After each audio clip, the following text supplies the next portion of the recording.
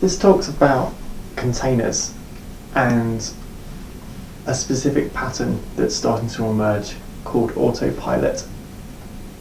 So, what is a container?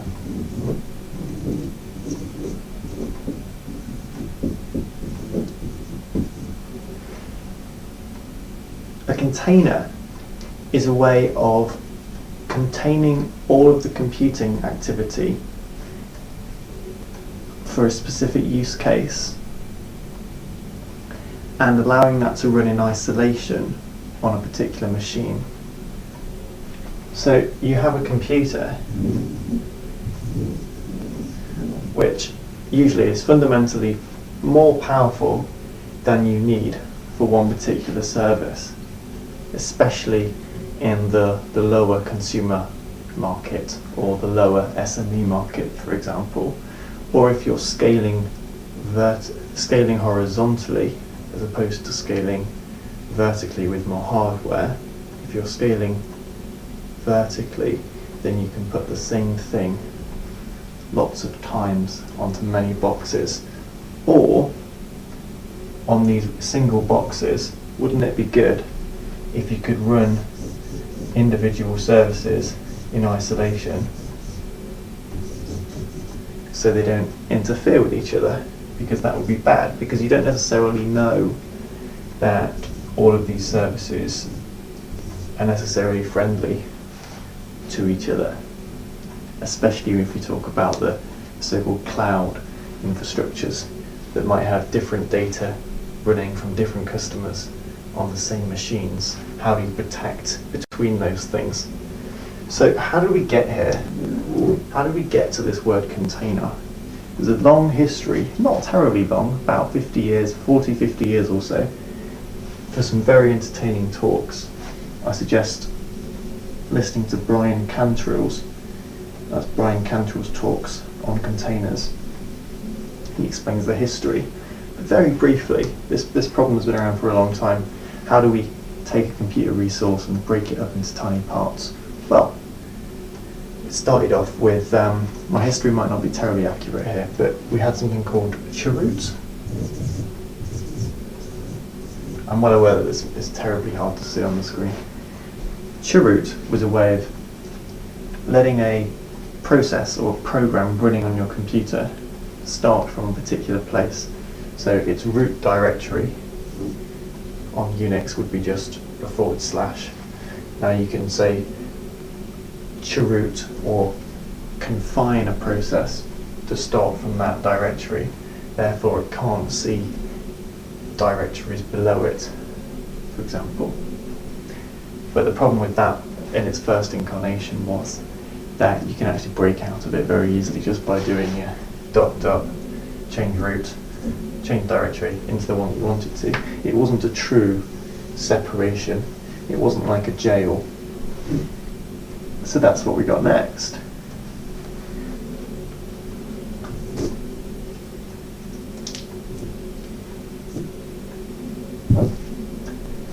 Jails. So FreeBSD, a operating system, a distribution, not Linux,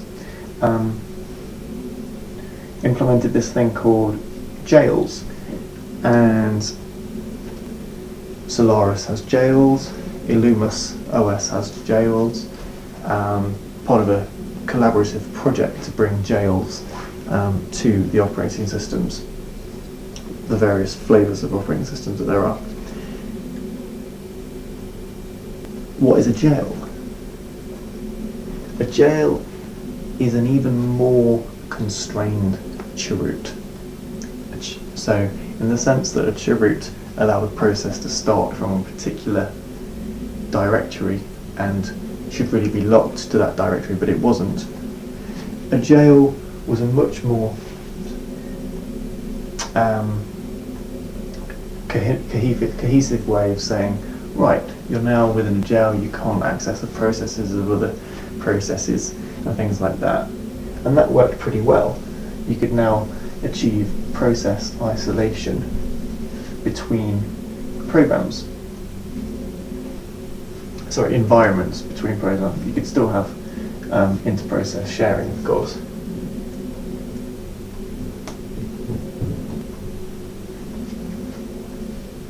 What did you get next?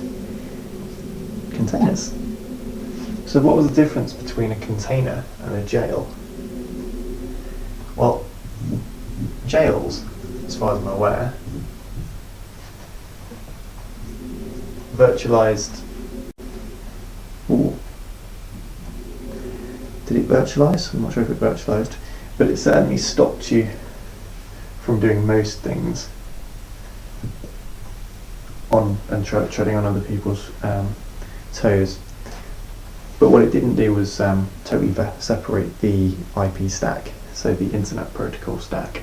If you were on a computer using jails, then yes, all of your processes would be isolated. But if you went out on wire, on a computer network, connected to it, then you weren't necessarily guaranteed isolation within the network stack on the system. So ICMP pings, for example, might be seen or interfered with between these environments within each of these jails, so that's no good. What you really want is an entirely separate environment that has its own IP stack, and that's what a jail achieves with BSD. And then we entered into the world of virtual machines, VMs. So a virtual machine is the idea that you take absolutely every element of hardware and re-implement that in software. Sounds great, except it's kind of not solving the problem. It's even creating problems. There's a funny example that Brian Cantrell references in one of the talks about an old vulnerability in a floppy disk drive, tiny floppy disk from years ago. A hardware vulnerability was recreated again in software unknowingly.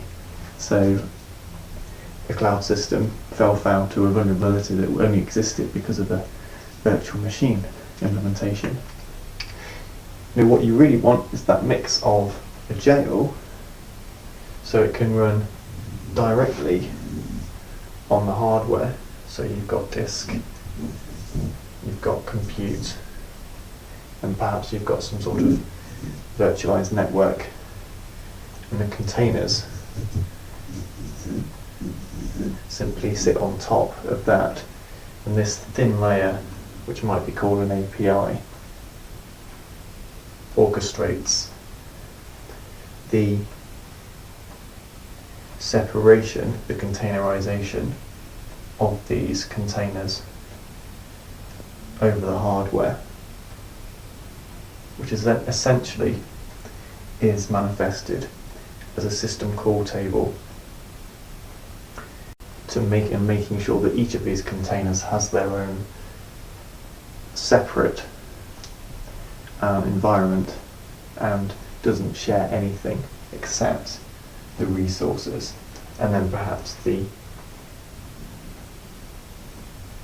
manager of that hardware can apply policies to allow individual customers more or less of this hardware.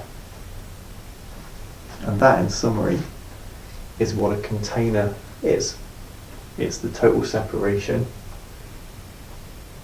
of a computer's requirements, processes, network stack from other environments upon a shared set of powerful hardware.